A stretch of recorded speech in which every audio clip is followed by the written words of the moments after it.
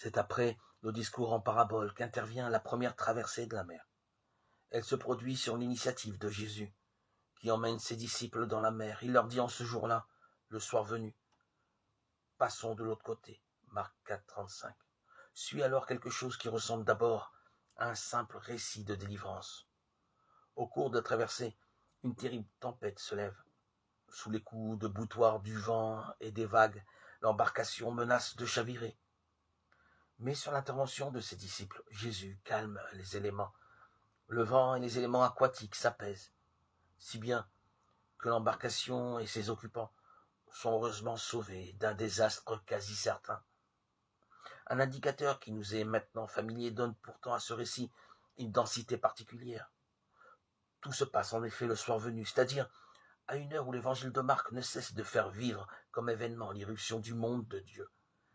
C'est effectivement ce que fait la narration, ici aussi, quand Jésus rabroue le vent et dit à la mer « Tais-toi, sois muselé » Marc 4, 39.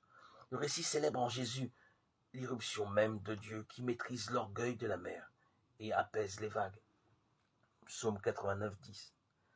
Puis, il raconte l'expérience bienfaisante qui est liée à cet événement. Le vent tombe et survient un grand calme. Marc 4, 39.